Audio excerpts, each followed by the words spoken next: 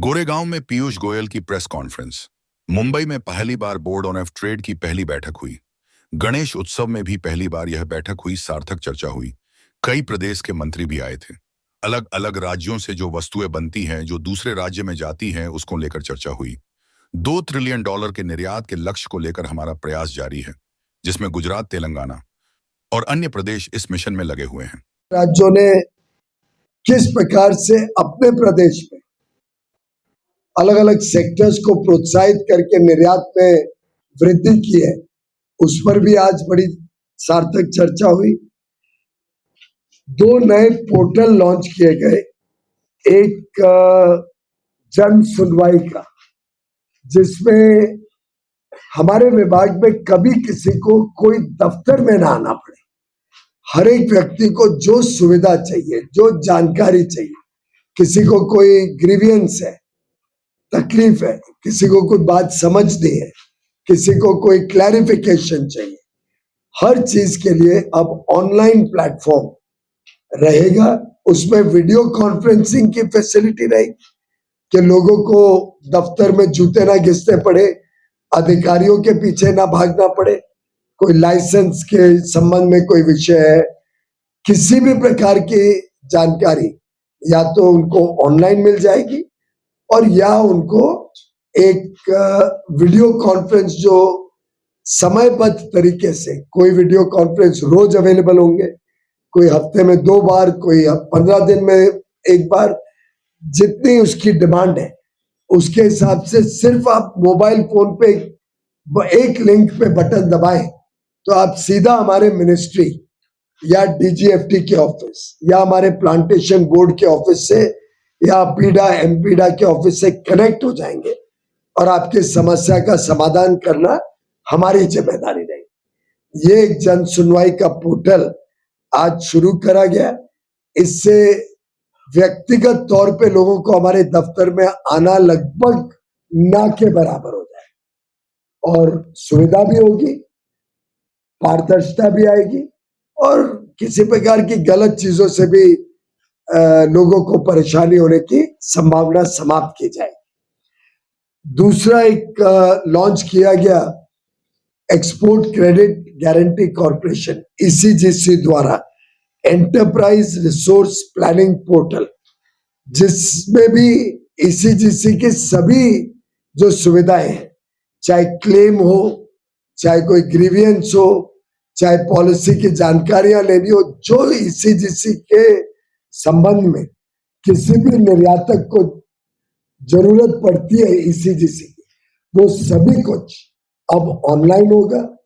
उनकी भी एक वीडियो कॉन्फ्रेंसिंग की फैसिलिटी अवेलेबल होगी, शायद रोज ही होगी उनकी, चाहे फॉर्म भरना है, पॉलिसी एप्लीकेशन करना है, क्लेम करना है, किसी को क्रेडिट का सपोर्ट चाहिए, बैंक से लोन मिलने में दिक्कत आ रही है, उसमें भी ईसीजीसी अब मदद करने के लिए तत्पर रहेगा।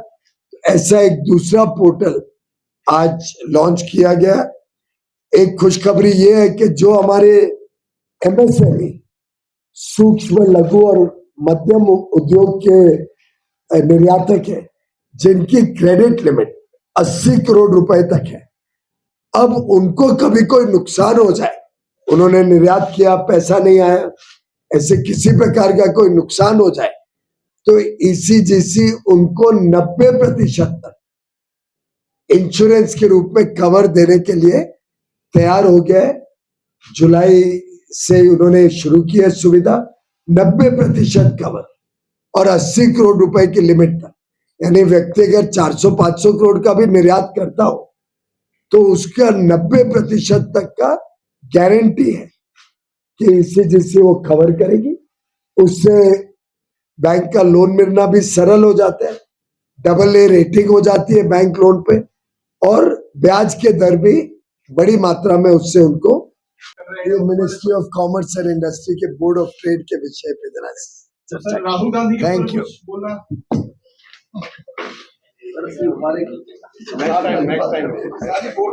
नेक्स्ट टाइम करेंगे।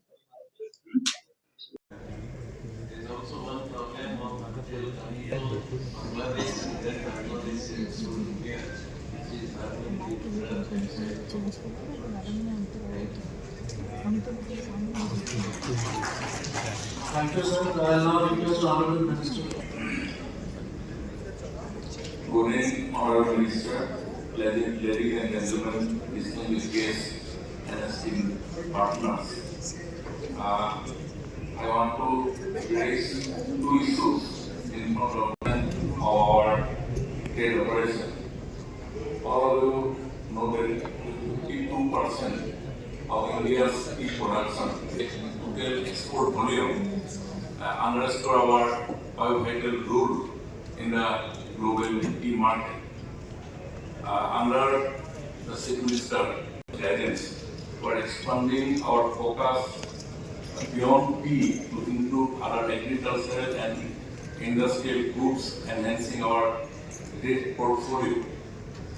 Our strategic investment in infrastructure, such as the Amingaon dry port, are reducing logistic costs and boosting export efficiency. However,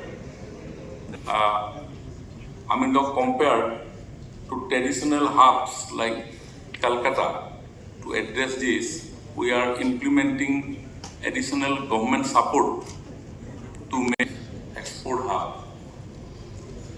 We are broadening our export capabilities, which represent the rich cultural heritage and biodiversity of Assam.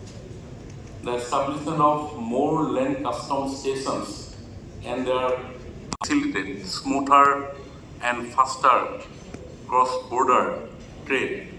So I request Honorable Minister to look into this matter.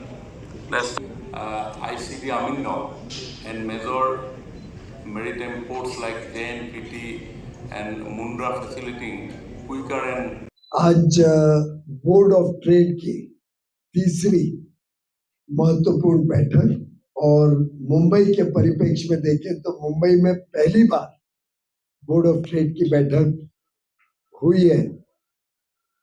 मेरे लिए सौभाग्य की बात है कि मेरी कर्म भूमि, मेरी जन्म भूमि मुंबई में और अब मेरे क्षेत्र के इतना निकट बोर्ड ऑफ ट्रेड की बैठक हुई, और वो भी गणेश चतुर्थी जैसे पावन अवसर पर। मुझे पूरा विश्वास है कि गणेश जी का भी आशीर्वाद हमारे अंतरराष्ट्रीय व्यापार पर बना रहेगा। सभी विघ्न दूर होंगे और सभी आयात और निर्यात करने वाले इंटरनेशनल ट्रेड से जुड़े हुए लोगों के जीवन में सुख और समृद्धि आएगी। बहुत ही अच्छी सार्थक चर्चा हुई, सभी को मौका मिला अपनी अपनी बात रखने का। कई प्रमुख प्रदेशों के मंत्री भी आए थे, बहुत सारी प्रेजेंटेशंस हुई अलग अलग विषयों पे, जिससे एक दूसरे से सीखने को भी मिले सबको। एक्सपोर्ट प्रमोशन काउंसिल्स ने अपनी बात बहुत अच्छी तरीके से रखी।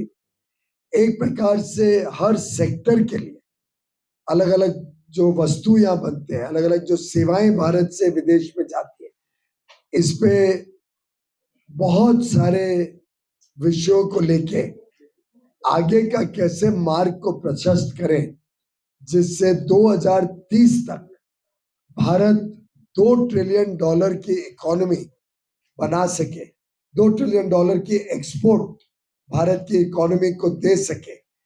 इसका जो हमने लक्ष्य रखा था फॉरेन ट्रेड पॉलिसी में, उस $2 ट्रिलियन को 2030 तक हासिल करने के लिए, और ये $2 ट्रिलियन सिर्फ निर्यात का फिगर है, लगभग 160-170 लाख करोड़ रुपए।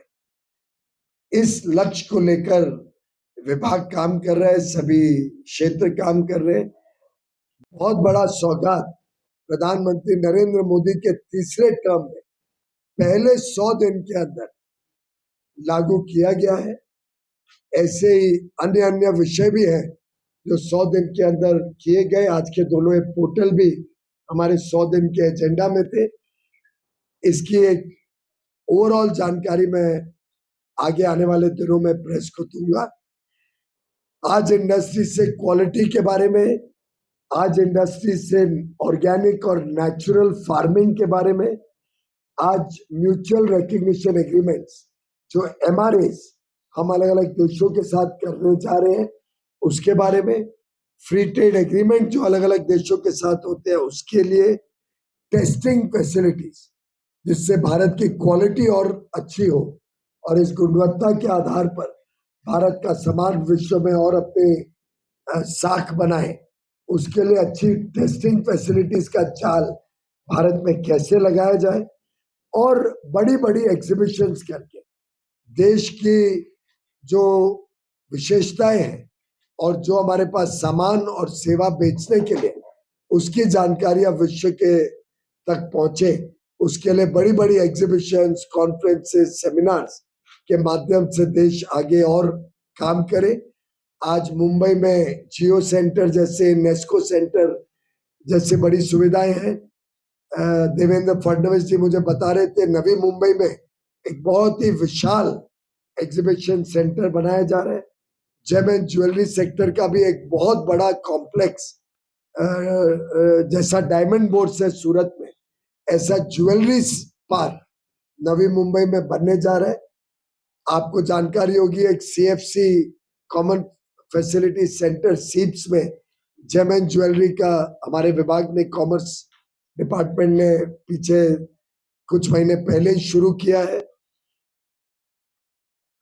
दिल्ली का भारत मंडपम और यशोभूमि ने तो भारत के एग्जीबिशंस को एक नए स्तर पर लेके जाने का काम किया है। ये सब विषयों पे आज चर्चा हुई है और ये एक अच्छा प्लेटफॉर्म बन गया है कोलैबोरेशन का, कोऑपरेशन का और इनोवेशन का। हम सब मिलके राज्यों के साथ, सभी एक्सपोर्ट प्रमोशन काउंसिल और इंडस्ट्री एसोसिएशन और कुछ अलग अलग विषयों पे जानकारी रखने वाले प्रबुद्ध